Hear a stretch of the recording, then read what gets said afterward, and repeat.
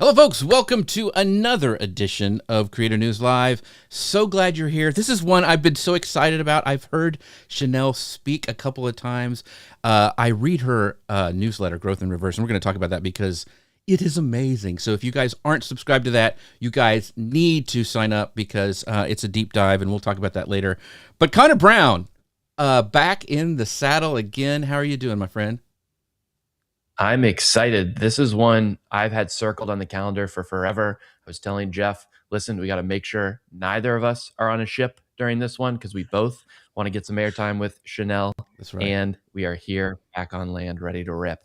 It's funny because even my friend Paul Gowder, who is an email guy, messaged me this morning going, "Oh, Chanel's on the show. I will be there. I can't wait. This is going to be so exciting." And also, we have the amazing Zach Brown saying, "Hello, everyone." Oh my gosh, Zach, you're so monstrous in real life, but also on the screen. We'll put you down like that. There we go. Thank you for showing up, Zach. We've got the amazing Rich Graham showing up saying, "Yo, gang." Hey, Rich, thank you for joining in today. Make sure you guys, we're talking all about email, newsletters, growth, all that kind of stuff. Make sure that you ask your questions down below wherever you're watching from. We will try to pull those up as we keep going along on the show. But with that, I'm so excited. Yeah, just really quick, I got to pull up Sean's comment. He goes, "Gee, Gowder's on the go, can't imagine why." Yeah, big on email. So we'll get started here, Sean, because we have so much to talk about. I'm going to hit go on the podcast machine, and we will get started.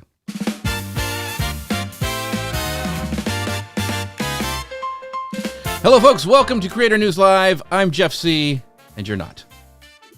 And I'm Connor Brown, and this is a show that keeps you up to date on what's happening in the world of the creator economy and so much more. You ever wondered what it takes to grow an email newsletter that people can't wait to open? Maybe you're trying to figure out how some creators turn simple emails into thriving businesses. Or maybe you're looking for a smarter way to grow your list without chasing every new tactic that comes along. If that sounds like you, well, today's episode is one you won't want to miss.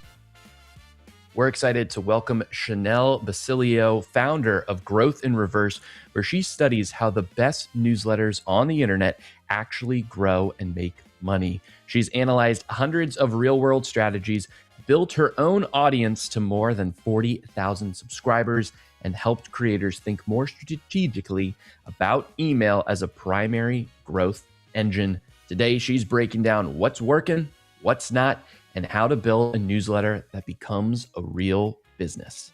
So sit back, clear your schedule, clear your mind to get ready for this week's episode of Creator News Live.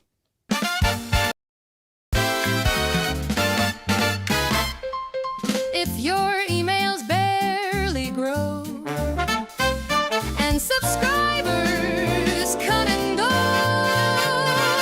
Chanel Basilio's here today to help your newsletter pave the way.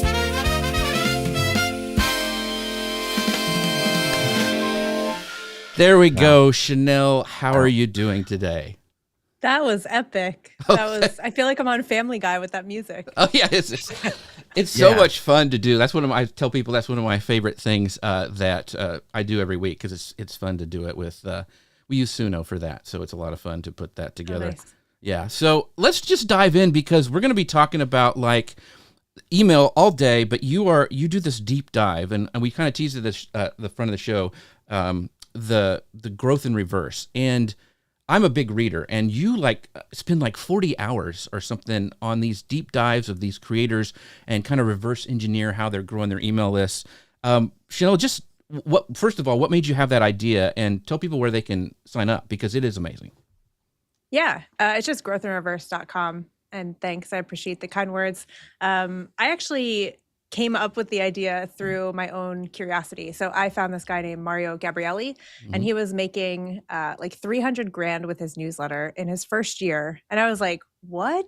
Like email, right? Writing just by yourself, making 300 grand. And so I went down the rabbit hole and I think on that one, I spent like 60 hours and I listened to all the podcast episodes he had been on. I went through all of his tweets and figured out what he was writing and why it grew. And then I put together, like you said, this really long form, like 3,000 to 4,000 word article. And I had built WordPress sites in the past, and I was like, you know what? I'm just going to throw this up on a new domain and see what happens. And it's like, maybe I'll just send it out to an email list that I don't have. So that first edition, it went out to 4 people, and one of those newsletters or one of those email addresses was my own. So small, humble beginnings. Well, it is so awesome because it really does do a great job of breaking down, and it's one of those. There aren't a lot of newsletters that I look forward to getting, and that's one of them because it's so in depth. It's not fluff, and it really teaches you something every time. So once again, guys, go to growthinreverse.com and sign up for that because you will be glad that you did. One of the things that I wanted to really start, but I wanted to ask our audience before we kind of get into this, like, if you guys have a newsletter, like, where is most of your newsletter growth coming from right now? Is it like content that you're putting out? Is it if people sign up, oh, I really want to get, Connor Brown's newsletter? Is it collaborations? Is it something that you're partnering with and you're doing like maybe the recommendation engine on Kit? Or is it just you're just hoping the algorithms send them your way? I want to know down below where you guys are getting your growth with your newsletter. I think it'll be fascinating to find that out. So let us know in the comments. But Chanel, I wanted to, for this first question, ask you, you've analyzed like hundreds of newsletters.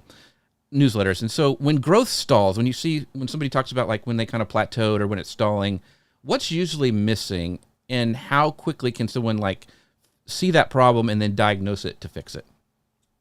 Yeah, it's a good question. I think honestly, most of the time, the biggest growth lever that you can implement is just making better content. And that sounds like very, I don't know, boring and bland, but after researching all of these creators, it's just like that is the thing that stands out. Like if you want someone to share your newsletter, you want them to, promote it in their own newsletter, it's going to come down to like having something really, really good that they're going to share. I call it insanely valuable content because I think it kind of hits home this phrase of like, it has to be insanely valuable for someone to actually want to share it. So I think that is probably the hidden growth lever. And sadly, it's not what people want to hear. Like they want to hear, oh, go do this hack, go do this thing. But all of those things work better when you have better content. So if you can spend more time on your content, I think that's a better use of your time. Very cool. So when it comes to that and to kind of dovetail into it, then how do creators know or how can they decide to help grow their newsletter if they need like more content, they need more promotion, or they need more relationships? Like, I'm back. Chanel, you mentioned like have people sharing your newsletter in their newsletter, those sorts of things. So if your content is really, really good, it's really, really robust, what's the next kind of thing to focus on? Is it more content rolling out, more promotion, better relationships? Yeah, I think the next thing, once you have that down, is like go on. Again, people hate talking about social media. Oh, I don't want to be on social media, but it really is a good place to start. Not only for people to learn about your content, but really to get that momentum going of like building relationships with other creators and being able to do more collaborations. Like when you come into a new space and you start something fresh, it's like you don't really have that clout built up in the space necessarily. And so by using social media, commenting on other people's posts, having a good discussion, like that's how you start building those relationships. And it might not seem like a big thing in the beginning because it's probably not going to lead to subscribers. But over time, you're going to start to see like those people come back and be like, hey, I'm doing this summit or I'm doing this thing. Do you want to collaborate on it? And so that's really kind of a big deal in the space. Like most of the growth that I've seen has come from collaborations, guest podcasting, writing guest posts, those kinds of things. So when you can build those relationships, it can really benefit your newsletter too. Yeah. So we've got some great comments coming in. Sean is like actually writing his newsletter right now. Like, okay, nice. Pay attention, Sean. Okay. And then Paul says, from the beginning, you had insanely killer content. So important. Paul was also at Craft and Commerce with me. And so, yeah. And you talked a lot about it. I mean, I would say even your entire talk was about that insanely valuable content. Do you think, and this is kind of a rabbit trail, but do you think the rise of AI and people using those tools has helped or hurt people who are trying to grow their list with their email? It's a good question. I think in the short term, it might hurt them because there's going to be so many more people coming out with content or different ways to do things. But over time, like we're going to start, I think we're already starting to see it of like, you can tell who's using AI to write their content. And that's like really degrading trust of your audience. And so I think if you can keep your content like fresh on, like in your voice, your context, like all of the things that make you, you, I think if you can keep that and hold strong, like it's going to come back around and be like, oh, all those people that started these newsletters grew pretty quickly. It's clearly AI. It's like, I don't want to read that anymore. Like I want to hear from a specific person about their specific take on something. So yes, AI can definitely help with certain things, but I think we went way too deep into it for content creation in a sense. And now I'm seeing that come back already. It's funny. One of the best compliments I ever got on my newsletter was that this is so weird that I know AI couldn't have written it. So I was like, okay, that works. I'll take it. It's a good I'll one. Take it. It's a good reply. Yeah. So just be weird, and people will keep coming. We asked the question where people are getting their growth. Zach Brown says from now it's the prompts he's put on social media. And Sean says it feels like I'm just begging people and they sign up. And Paul, who's got a monstrous list, he says, my newest growth area is using the first comment on Facebook post to put in the landing page link. Over 100 new subscribers in the last 2 weeks from this. And then Amy Keys says lead magnets is how she's getting her growth. So that's really interesting. One of the things you mentioned, Chanel, is that you've kind of shown how masterminds and peer groups kind of accelerate the growth. And you and I are in Jay Klaus's creator lab. It's amazing, his lab group. I lurk in there a lot, but just reading the great posts are amazing that are every week. But for people who don't have like access to maybe that level of circles, so how can they build their own like 100K club, like you mentioned? Yeah, that's a good call out. So for context, the 100K Club was a group of people like Sahil Bloom, Sam Parr, Greg Eisenberg. I'm trying to remember who else was in there. Maybe Sean Puri. And they started with, some of them had 10,000 followers on Twitter. Some of them had like 30,000. And they were like, you know what, we want to get to 100K. And so they created a WhatsApp group and they were just like holding each other accountable to post every day. They were commenting on each other's stuff and that kind of thing. So that was a free group. Like you don't have to necessarily pay for that. Sure, now those names are huge, but at the time, like they didn't have a huge audience. It was like a intermediate size audience. So I think a lot of us look at things like that and we're like, well, I can't be a part of that. I'm not that big. But everyone starts somewhere. And I was actually going back through my Twitter account the other day, like from way back when, my first month, I was going so hard on commenting on people's stuff. And I don't even think I realized it at the time. I was just very excited about the content and about seeing other people like do things with newsletters. And some of those names I'm still talking to today. And that was like over 3 years ago. And so it just kind of goes to show you, like, if you put yourself out there, start engaging on posts on Twitter or Facebook or LinkedIn or wherever the platform you're using is, I think there is something impactful about that. And you can just like grow relationships that way. Yeah, I love it. I love it. I do love that too, because I think that's what sets email apart too. Like, even though you have a list and you want it to be big and stuff, it's still one-to-one, right? Still asking for people's replies and you're still sending it directly to them. And that's that personal relationship that makes email so great. But it's also cool to hear, like, in order to also have to create relationships in real life, right? To work this. Chanel, you commented a couple times already about, just commenting on things in social, building those relationships, reaching out to people. So when it comes time to actually partner with someone and maybe do a guest post or maybe have a share, something like that, what's the right way to make that ask, especially if it's maybe someone you haven't met like in real life, without it feeling transactional, especially when you're starting out and you don't have a lot of leverage or a big list yourself to kind of swap content with? What's your ideas around that? Yeah, I think building off what we were just talking about, like, go to that person's content, maybe reply to their newsletter. That is one of the most underrated things I see. And that's something I actually use to get on the radar of some of the bigger creators in the early days. It's just like, reply to their newsletter. Sure, you might go on LinkedIn and see they have like hundreds of replies to their posts, but I guarantee you they have less than that replies to their emails. So reply to their newsletter, say something valuable, get on their radar, and then maybe in a couple weeks, like do it again and then ask eventually. And I think making the ask comes down to like, is this valuable for their audience? Number one, because they've built this trust with their audience. That's what they're trying to grow on a daily basis. And so if you can come in and be like, hey, I noticed you haven't talked about this thing in this way.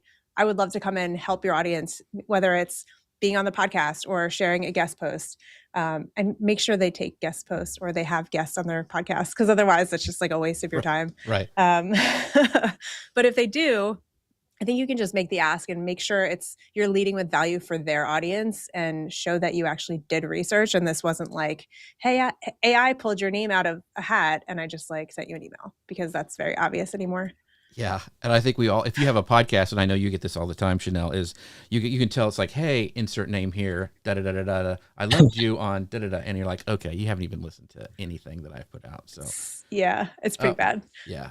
One of the things, and I've talked about this before, but I can trace, you talked about having relationships and commenting on posts or responding to emails. I can trace. So we've been doing Guy Kawasaki's podcast, producing it for over 5 years now from we started. Nice. And I can trace that back to when I made on Google Plus many years ago a comment on Peg Fitzpatrick's post, who was running his social at the time. And so that just has developed that relationship. And then now I'm producing his podcast, right? Like that happened all the way back from just engaging. And even meeting you, I remember it was at Craft and Commerce. You and Jay had a meetup, and I went and I knew nobody, and it was awkward and weird. And but it introduced people, and you start getting FaceTime and people recognize you. So put yourself out there. It's going to be awkward and weird maybe at first, like even if you're responding to an email, but it does make a difference, and you can trace that stuff back. Totally. And building off that, so the one secret I will give you is that like I would estimate that probably 80% of creators or people that go to those conferences are introverts. Mm-hmm. So if you are feeling awkward, they are probably feeling awkward too. And so just kind of like you're essentially doing them a favor by walking up and asking them a question or talking to them, because they're probably standing there like, who am I going to talk to next? Because I'm awkward too. And like, I don't want to go up to a random stranger. So if you can make that first move, you actually kind of do them a favor.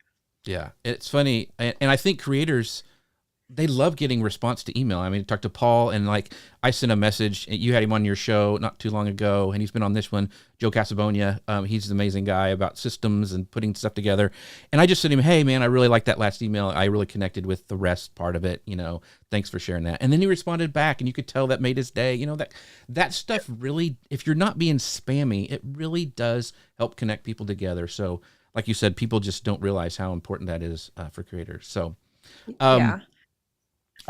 Have you seen an example of maybe you mentioned collaborations, guest posting or, doing somebody taking over your newsletter for a section or something like that? Have you seen examples where that single collaboration changed the entire trajectory of a newsletter, and what actually made it work with that? Oh, that's a good question.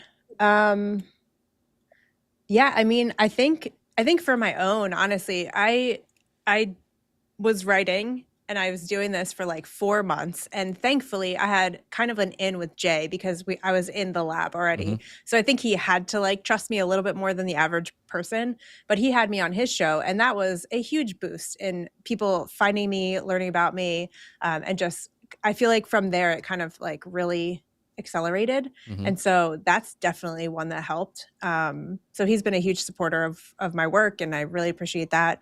And since then I've been able to pay it back and refer him subscribers and mm-hmm. all of that stuff. So that one's really helped. But I think totally. And one thing people get not wrong, but there's another benefit to social media and being consistent there. And everybody hates that word consistency, but right.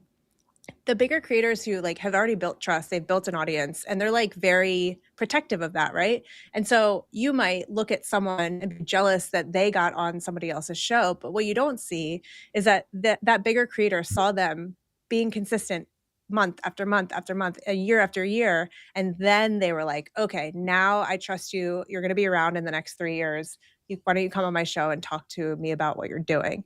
And so that's just another benefit of being on social, talking to people, sharing your work, is like the bigger creators who might not comment, they might not do anything, but they probably are noticing what you're doing, and that it's just like giving them more trust and confidence that they could, promote you in their own thing, and it'll be good for their audience. So it's just another benefit. Yeah, I totally agree. Really quickly, I forgot to do this at the top of the show, but we've been talking about building trust. And one of the best ways to build trust that I think is coming up with all this rise of AI is doing what we're doing, live video, and also, just putting your face out there with video. And the great way to do that is the sponsor of our show, Ecamm. You can find out more about them by going to ecamm.com/Jeff. You can save 15% by using the code Jeff15. But they're amazing. I mean, I think live video is going to be on the rise with, it's really hard to fake this, like me messing up, pronunciations, Connor looking at me weird on the corner. We have comments we can bring up. That's going to be really hard for AI to fix. So just check out Ecamm. They're a great company. I love them to death. And so check them out for being a sponsor of this amazing show. But let's go into our next section. I want to talk about this newsletter business model. I mean, everybody wants to make a gazillion dollars with their email. They want to be the next Morning Brew, the 1440, all those ones that they see and they subscribe to, and they're like, I can do this. I can write. I'll just make a newsletter and make thousands of dollars. But easy. Yeah, it's easy. No problem. But Chanel, if you were going to build a newsletter from scratch today, like starting over, you're done with growth in reverse. You can't stand it anymore. You want to do something different. Like how, where, and what would you do to get your first 1,000 subscribers? Yeah, that's a good question. I think, again, I'm going to sound like a broken record here. Go on social media, find people in that space, engage with them, start posting your stuff, do some sort of like build in public type thing where you're teasing out, hey, I just wrote this article. I'm going to share it out to my email list tomorrow. All of the best practices for social media, like getting a good hook so that it does well. I think that's a big benefit. But then from there, like find people where you can do guest posts, you can do those collaborations, and maybe it's a cross promotion where they promote your email list, you promote theirs. Maybe it's a guest podcast that you can go on. I think a lot of people try and start a newsletter about something they don't know anything about, which is hard. And like I did the same thing, but I did have a marketing-ish background. So it was helpful for that. But if you're going into like the gardening space and you've never touched a plant in your life, like it's going to be harder for you to showcase your experience and do all of that. It's not impossible. You can come at it from like, hey, I'm trying to grow basil in however many days, and like showcase that. But it's easier if you can take what you already know and are good at and turn that into, a newsletter of sorts. And talking about business model, like one of the best ways to get started is like a service, like a done for you service. How can you help people with that specific thing? And that can turn into case studies, which can then be content for you. And so that's a really good place to start too.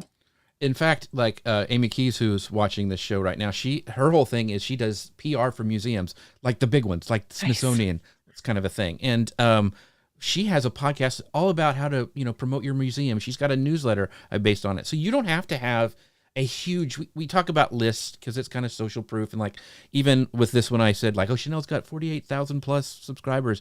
But if you have the right audience, like Amy does, you can still make money on a small list because you are serving that perfect audience. So don't get, I would say, and tell me if I'm wrong, but don't always just look at numbers. Kind of look at your audience and how you can serve them the best. Would you agree with that, Chanel?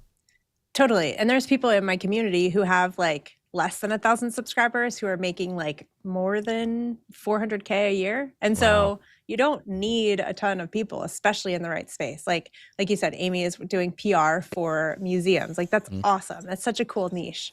And like, you probably don't need even 1,000 people on your list for that. You could probably get away with like a smaller email list and still do really, really well. So I think, yeah. Oh, I'm working hard to get 200 people on my list. Yeah, but like how many museums are there? Yeah.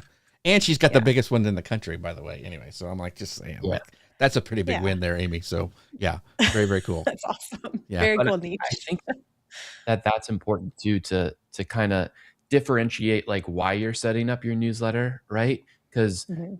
I think so many solopreneurs probably get into it and they think that they're just going to go with like the YouTube model, right? Which is advertisements, like as many advertisements in my newsletter as possible.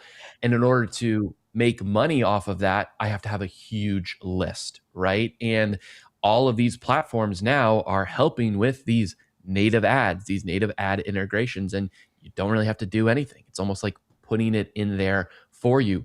But Chanel, I think what you're alluding to, and the fact of this is that is one way to build a business from a newsletter, is to get a big list and start, pinging ads in there.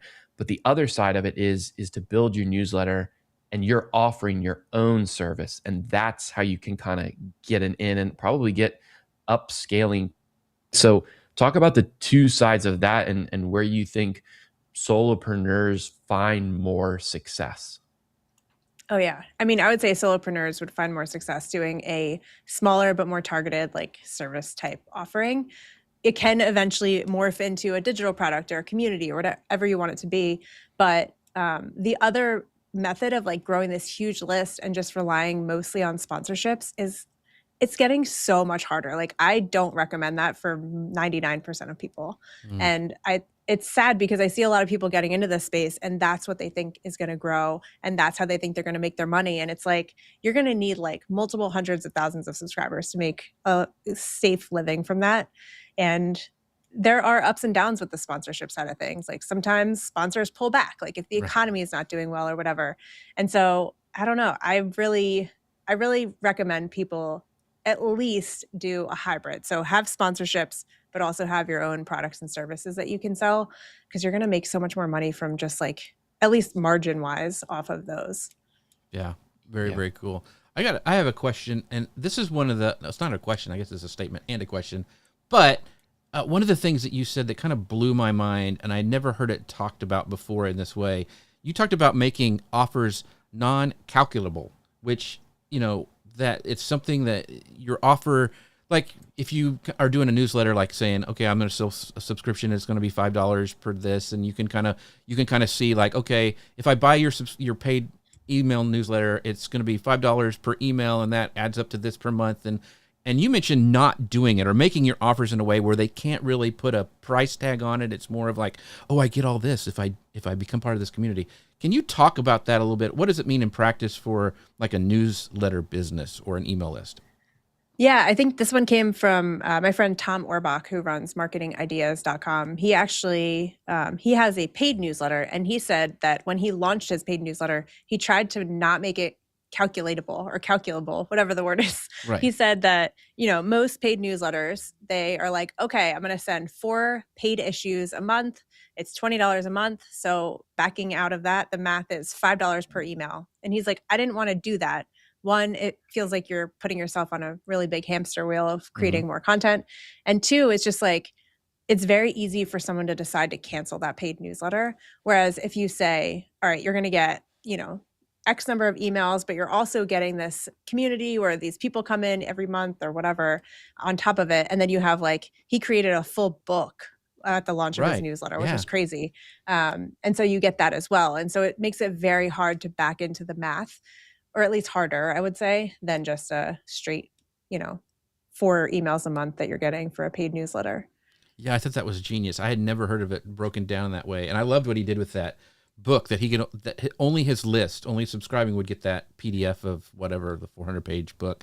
But I'm like, wow, that is really, really cool. Yeah, Yeah, I had not seen somebody do that before. When he told me that, I was like, what? You're writing a book to launch your paid newsletter? yeah.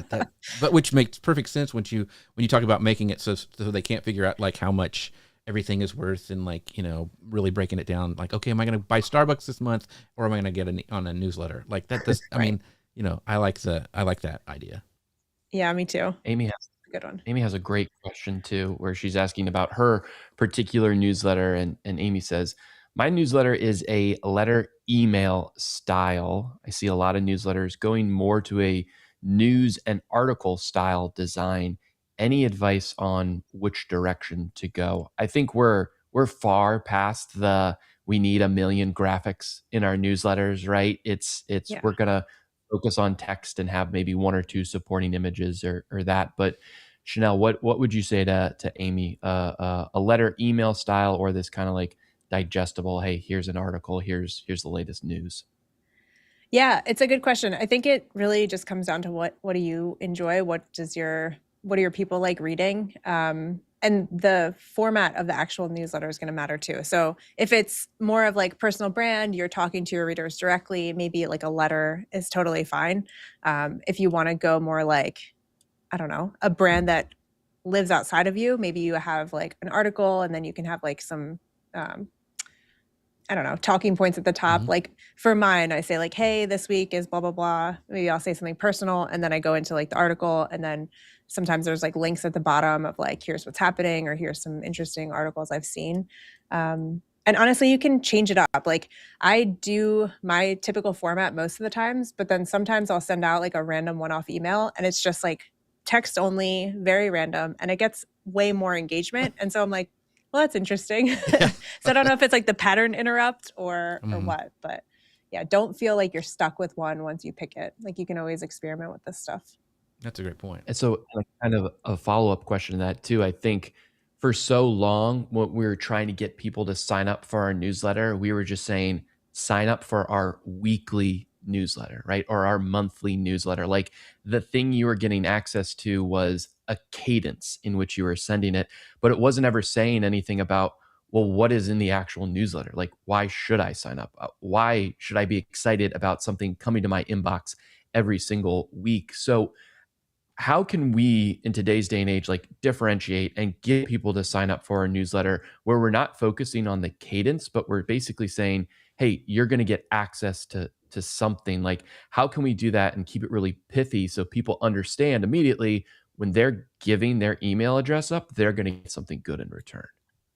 Yeah, totally. I remember those days where it was like, join the weekly email or join the email list. And then the button was just like subscribe. And everybody was like, sure, why not? And now it's like, I do not want anything else coming into my inbox. Get out of here unless it's super valuable. But yeah, I think if you can just find a format or some sort of angle that you can provide value with every week, and it could just be entertainment. It doesn't have to be like monetary value. That is way more important. I would say lead with like a problem or something that you're able to kind of help solve every week. For me, I kind of like just stumbled into the deep dive format. And so people knew that they were going to get a breakdown of how someone grew. And there was a lot of relatable things that they could, pick one or two and maybe implement those. And so I think if you can just find a format, find a problem that you're solving and like who you're solving it for, and convey that in like 1 to 2 sentences on the landing page, I think that's going to be way more impactful than just like join my email list. Yeah.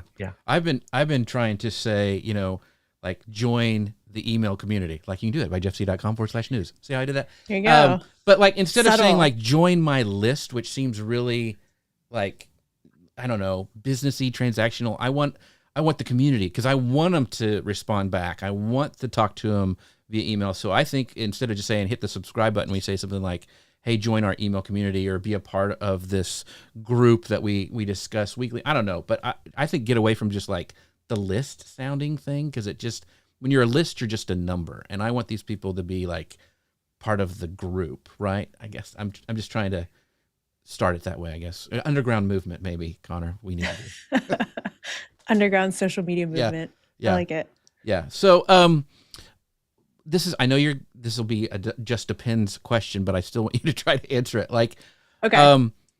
When should creators start monetizing on their list? I mean, should they start from the beginning, even though it's like maybe just an affiliate thing, or should we, because you always hear the gurus say like, get them used to spending money with you, even if it's like $2, like, train them to spend money. When should really a creator start monetizing their list, Chanel? Yeah, I think as early as you feel comfortable. I think I got my first sponsorship when I was at like 1,000 subscribers. So it was pretty early, but not super early. And I was also doing some affiliate stuff before then. I think affiliates are like a no-brainer. Like if you are able to, promote something you believe in and you would like tell your mom to sign up for, I think then you can definitely do that. The problem I see is when people start and they're like, well, this company has an affiliate program. I'm just gonna like put it in my email. And I'm like, is it relevant? Is it helpful? At the end of the day, like you're building a list of people who trust you. And so you really want to guard that as much as you can. But I think you can start as soon as you want. As far as your own products, yeah, why not? Start if you have 15 people on an email list. If you learn who those people are and what they need help with, you might be able to sell stuff from there. So I think you can start as early as you can. Cool. Okay. That's encouraging, I think. So even if you have like something, I mean, $2 or $3, I think it's worth trying to see. And like you said, train them to get going, spend your money. Yeah, why not? Get them primed. And I think that is an important thing just in like all marketing, we keep hearing consistency. You want to be consistent, right? You want to show up, and you have to also be consistent in reminding people that you have an offering or you have an affiliate, or be consistent in how they can help pay for this thing that you're doing. And Chanel, you've studied so many creators who are making like serious money with small lists, relatively small lists. What patterns do you see that they're all kind of sharing in that help them monetize so effectively, even if they're in totally different sectors? Like, what's the kind of some overlaps that you always see? Yeah, I think one of the main ones, we kind of alluded to it already, but have a service, figure out what you can offer people, what you can actually help people with and get them a result. And if you like doing that and you want to help more people, like take that thing, put a framework on it, like build it into a process. And then you can start doing like a cohort around it with a group coaching thing, or make it into a small digital product, or even like a community of sorts, and like have people working on the same thing. I think that's the one thing is like start with the most like hands-on way that you can do it, at least for your own service and product. Like build it while you're helping someone. So whether you decide to get 10 people to sign up for something, you're going to help them live and figure out what questions they have, figure out how you can solve those for them in the best possible way. I think one of the mistakes I see is people will go into a cave, build this huge course, come out and try and sell it to people. And it's like, it might not have been what your audience actually needed, because you didn't ask anyone. You didn't see if they really needed that thing or if they had that problem. And then there's too many variables of like, well, they have all these other questions that you didn't hear or know about, so you didn't answer them. So I think if you can do like a live cohort or group coaching or a specific like one-on-one service first, I think that's really beneficial in order to be able to, scale that up eventually. That's a great point. One of them, this is kind of a comment, but it leads to a great question. And this is from the amazing Dustin Stout, creator of Magi, which is an awesome tool. But he goes, I'm glad I was able to watch today. I realized I've been forgetting to email my list for the past month or so. And he kind of did a laughy face emoji. But I know this is a lot of people. They're listening to it. Maybe they have 1,000 people on a list, or maybe they have a bigger list. I'm sure Magi has a huge one.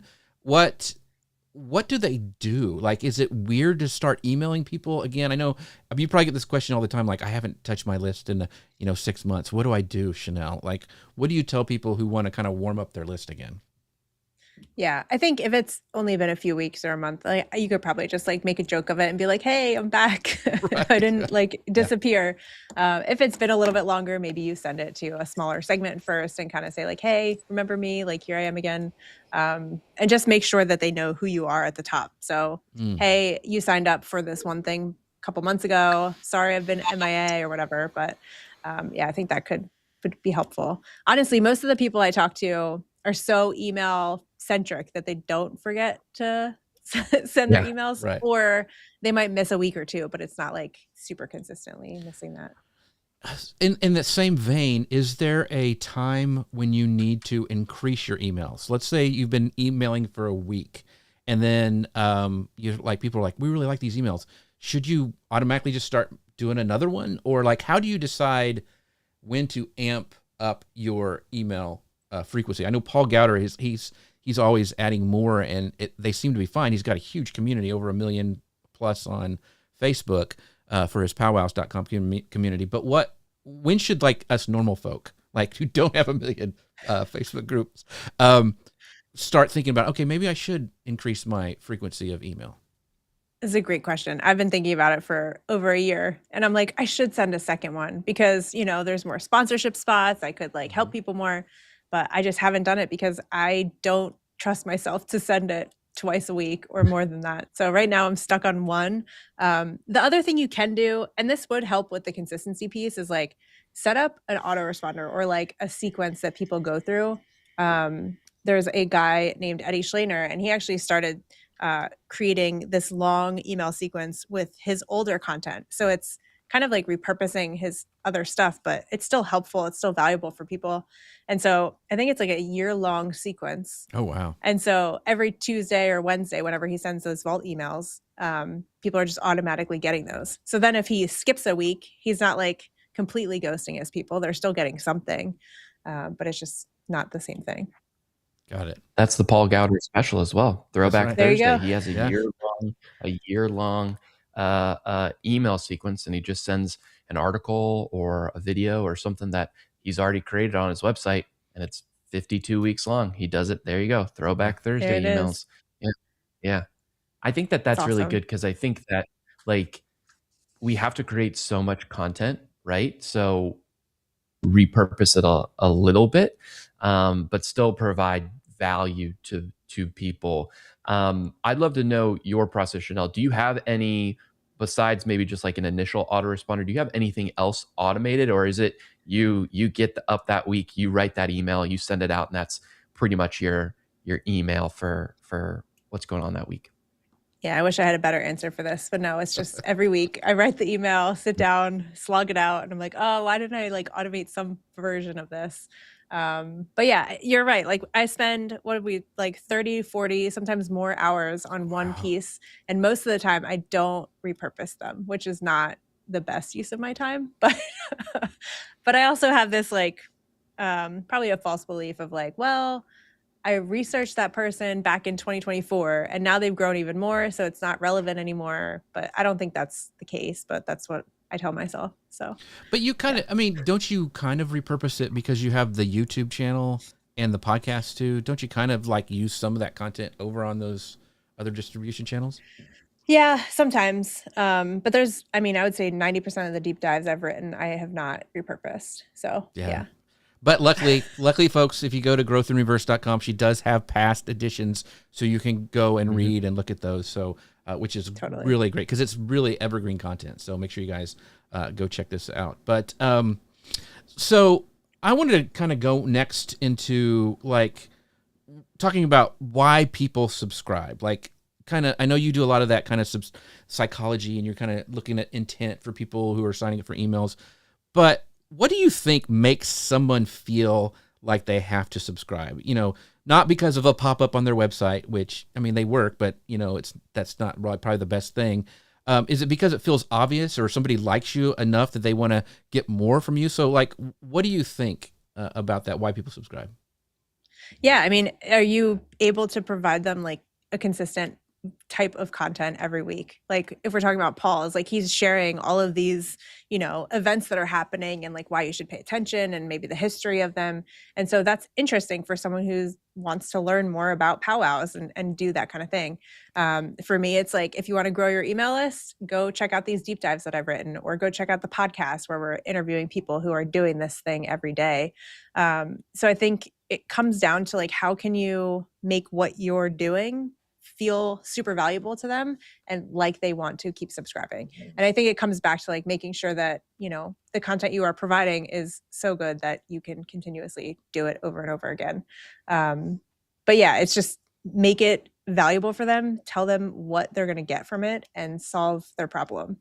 So this is a totally, before you get to the next question, Connor, I wanted to ask this because I just thought of it. So Chanel, what's on your, like, I know you're a big marketer, your emails are, you have to collect all this stuff about email stuff, but what's a newsletter that you subscribe to that a lot of people may not know about? Like what made you subscribe to it?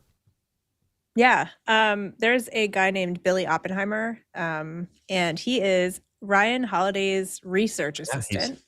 research assistant. Um, Yeah. but he puts out what he calls a 6 at 6 on Sundays. And so he'll take, I don't know, 6 different types of or research, like quotes or stories from the research he's done, and he kind of finds a theme throughout, and he'll just like put them together into it's super, it seems simple, but it's like very impactful when you see like he'll compare like Jerry Seinfeld to like something in history that happened, and it's like all of these things like relating back to each other. I think it's an interesting read, and it kind of takes my brain away from marketing. So That's cool. Yeah, it's fascinating because we're talking about why they subscribe and like why certain people, like, some of it we get like because of the the industry we're in and we just need to keep up on stuff. But I always think it's fascinating what people like, okay, yeah, Connor has a crochet newsletter that he reads every week or something. I don't know. Like I know your mom does, but Connor, what about you? Needlepoint, not Okay. crochet. It's Sorry. needlepoint. Sorry, that's all. get it right, Jeff. Come on. I know. I'm just such a man. I'm a caveman.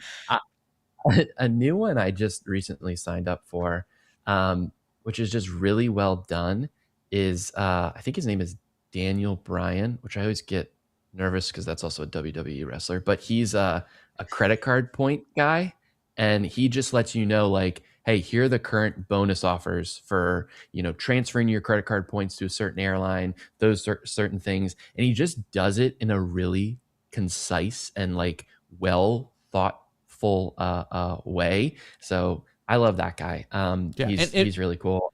And if Interesting. in the comments, let us know your favorite newsletter down below. Like, I want to know, because I always love to find new ones. Like Ann Handley's Me one I too. read every week about writing. Everybody writes. Great. She's funny, and she's just really, I love her newsletter. Mike Alton's another one about AI stuff. But I mean, I would love for you guys to drop in your favorite newsletter, maybe something kind of offbeat. Let us know down below. Okay, Connor, you can take the next question. Sorry.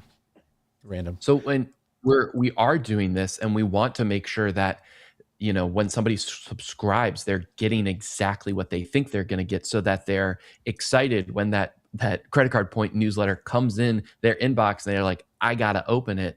So Chanel, what should someone need to do in the first like 3 emails after someone subscribes to really start that long-term relationship, instead of just somebody subscribes and then they immediately unsubscribe?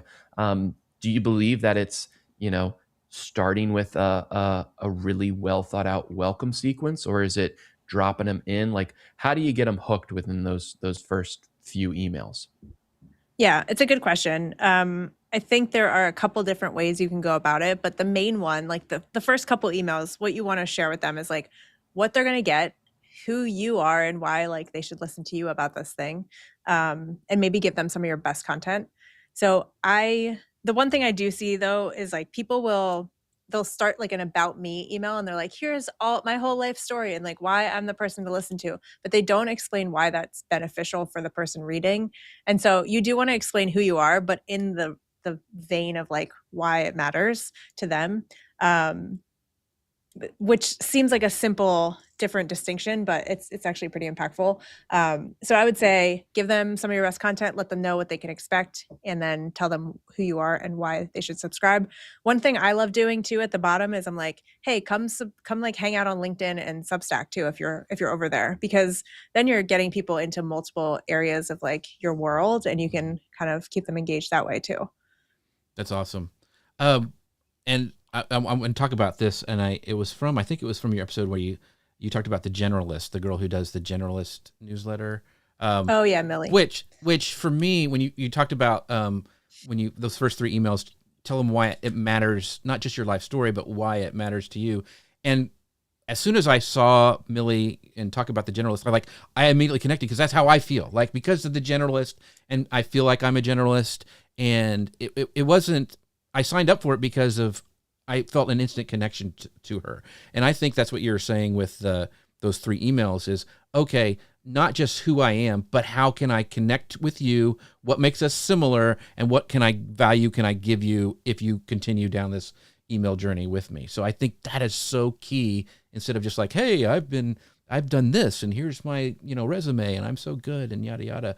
It's like, why will this matter to me? So I think that And is she really- helped you see yourself in her through that Yes. story, Yeah. which is so impactful because then it's like now you're bought into the whole generalist idea, and Mhm. she can continue to like send you content that makes sense. So Yeah, and I think it was the same girl because she had the URL. But you've highlighted the power of quizzes, and I think that she has a quiz on there to find out what type of generalist you are. So, what separates like because I hadn't really used quizzes in this way before to grow my list, but what separates like the high converting quiz from just another generic kind of lead magnet? Yeah, well, so Millie actually went and someone in her community was an organizational psychologist, which I didn't even know what that meant, but Right. apparently a super smart person who knows how to like help build quizzes. Just kidding. But no, like so she got him to help her set up the quiz in a way that like is actually impactful. It's not like a BuzzFeed quiz of like, hey, answer these 3 questions and I'll tell you your life story. It's kind of like actually impactful and like reverse engineering these different types of people. So that is definitely going to help it stand out as like it's actually, you know, scientifically backed in a way. Mhm. And then on top of that, she gives you like a ton of resources at the end to be like, oh yeah, here's some like verbiage you can use with your boss to say like, hey, I'm actually this type of person, here are my strengths, but I have this wealth of knowledge in these other areas too. um, so that's impactful. And if you're going to build a quiz, I would definitely recommend like trying to make it as beneficial for people as possible. One, you're not wasting their time, and two, they're going to actually see themselves in it, and they'll be more likely to share and promote that thing for you. So that was, I think that's her leg up, is just having it be like pretty scientifically backed. And the cool thing too, and I think you pointed out this in your deep dive, was that it's not just that she has a quiz like jeffc.com/quiz. It's like she has like generalistquiz.com or something like that. So she's got actually the domain for the quiz. So whatever podcast she's on or blog post, you can just spout that off and boom, it goes right into that email capture from taking that quiz, which I thought was just genius. So smart. And it's such like a small distinction. I'm glad you picked up on that because yeah, I mean, other people, it'll be like xyz.com/pages/quiz/1 or whatever. And Mhm. it's like, well, that's not really easy for someone to go find and actually type into their URL bar. So Right. yeah. And now she goes on TikTok and she'll like talk about the quiz, and it's just like the domain is sitting there and you can just, you're like, oh, I can just go type that in and take the Yeah. quiz for myself. It's very cool. Very cool. That's Yeah, really cool. that's gotten her All right, like 25,000 subscribers in like 5 months or something. It's crazy. and I think the good thing about that is that they're like qualified subscribers, right? Like you're saying, Yeah. Chanel, that they're getting value and they like that quiz and they're subscribing for that. Because this is the age-old marketing question, right? Every marketer has faced this dilemma, and it is, do I add one more field to my form or do I not add one more field to my form, right? We know every single additional value you're asking for before someone can sign up is a likelihood that they're going to turn away and they're not going to fill out that form, right? But every less field that you add, maybe an unqualified person comes in. And when you're spending money on your lists, you don't want a bunch of unqualified people on your list and subscribe to your list. So is there a danger in making it like too easy to subscribe, in just putting your email address in and that's it? How have you seen people balance that like low friction with high intent? Yeah, this is a good question. And some days I'm like, you know what? I'm going to kick everyone off my email list except for like 8,000 people. And like, you can't subscribe again unless somebody else unsubscribes. But funny. Yeah. just because like I feel this all the time, I'm like, sometimes it's way too easy. And Kit recommendations, Beehive, all the Substack recommendations, way too easy to subscribe. Those people have no idea who you are. So I highly recommend setting a separate welcome sequence for those people, just so you can like warm them up and treat them more like a Twitter follower versus like an actual email subscriber That's a in the great point. beginning. But yeah, I think friction, there is something good about friction too, right? Like you're making sure this person actually wants to be there. Yeah, I don't know. I do love quizzes though. Like I do something with Write Message after someone subscribes, like they'll get questions that they can click answers to, and it automatically saves that to their subscriber record in Kit. So I can say, all right, Jeff subscribed. He has, 10,000 email subscribers. And then I can send you different emails than somebody else per se. So Yeah, I mean, I think the more data you can get from people will help you decide if they're a good fit for your newsletter. Yeah, and then just having sequences that kick people off if they're not opening or engaging. So let's dig into that really quick. Kind of our last question, because I think this is really, because so many of the big platforms like Kit, Beehive, and some other ones, one of their big selling thing is that recommendation engine, right? They're like, hey, we can help you grow your list. And I've gotten a lot. It's like, so Paul recommends me, and he's got powwows.com. Now, that Native American community may not be a great fit for my list. I get a lot of people on there, but I also see a lot of people leave. So I've gone and I've made like you said, a special welcome sequence for just people coming in through that funnel to tell them who I am, and then they can make the decision maybe a little better if they want to stay or leave or not. Because so many people are coming to these platforms, Chanel, I think that's something they should probably do sooner rather than later.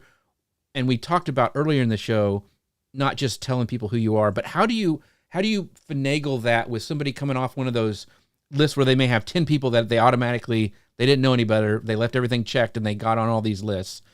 How do you keep those people on? Like, what should you say in that email? Not just like, hey, I'm Jeff C. and I do this, I have a live show, da, da, da. How should we word it to keep them on there the best we can? Does that make sense, what I'm trying to ask? Yeah, and like you were just saying, like some of them shouldn't be on there. And so you want to give them the option to unsubscribe like right away. Like, hey, I'm going to talk about these things. If you don't have any interest in this, like here's the unsubscribe link, go click that.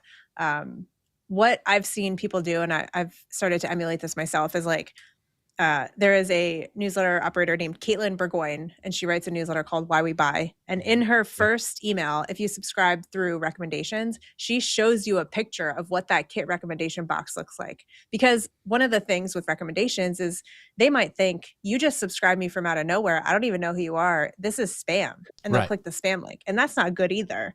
And so she wants to make sure like right away that you know you came from this. And so that's helping reduce the spam rate as well.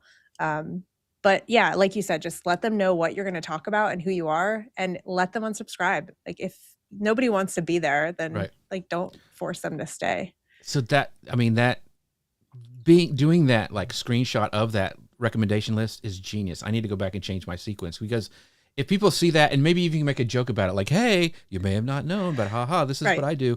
Don't hit spam, whatever you do, just unsubscribe and we're all good. You know, something maybe funny, a little playful, if it's on brand for you to do that. I think that is genius and an awesome way to do that. By the way, we had Amy Keys. She goes, and Amy, you're supposed to be paying attention to the show, but she goes, I just did all those questions when I signed up for your newsletter. She really liked that. So Amy will be stealing that idea from you. Yeah. So. And that's like subtle, but let's dig into that a little bit. So those questions, like I've heard people say that they feel heard by answering more questions about themselves. And I'm like, interesting, because from a marketer perspective, I'm like, I just want to know more about you so I can like help you better or sell you things. But people, especially like Amy just said, I really liked that. And so people feel heard when you're asking them these questions so you can better help them or steer them in the right direction. Well, it's just a great time to end the show because everyone's leaving to go do all these ideas right now. So thanks, Paul. But Chanel, before everybody takes off and does all these great ideas that you mentioned in the show, tell people where they can find out about you. We mentioned Growth in Reverse throughout the show, but you also have a select community inside Growth in Reverse. So talk about that, your podcast, wherever you want people to find you. The floor is now yours. Yeah. So Growth in Reverse Pro is a community of people trying to build this kind of thing. So email lists, newsletters, just trying to grow their business through email. So that's a super fun place. I love that. We'd love to have you if you're interested. We also have a podcast, Growth in Reverse. Everything is Growth in Reverse. I tried to keep it simple. So that's on Spotify, YouTube, Apple, everywhere you get your podcasts. Yeah, and I was even talking to Paul this morning, and he said, "Yeah, I just listened to her podcast on the way back from disc golf." So, like, oh, nice. It's great. So, if you're a reader, if you're a listener, you can find Chanel everywhere. So make sure you go to growthinreverse.com. This has been an amazing show. We've had so much fun. Thank you for our sponsor, Ecamm. You can find out more about them at ecamm.com/Jeff. Connor Brown. Where can people find out more about the amazing, unsinkable Connor Brown? You can go to vacationkingdoms.com. You can follow me on social media at Vacation Kingdoms for all of your vacation planning needs. What an awesome, awesome show. Thank you, Chanel, so much for being here. Yeah, thanks for having me. And thank you for Amy, Dustin, Sean, Paul, everybody who showed up and left great comments on today's show. This has been awesome. Chanel has been great. I've been so excited to have her on. Thank you guys for coming. And by the way, we've been talking about newsletters. I'd love for you to subscribe to mine at jeffc.com/news. This has been an amazing thing. Go check out Ecamm. They're an awesome sponsor of the show. And with that, we'll see you guys next time. Bye, everybody.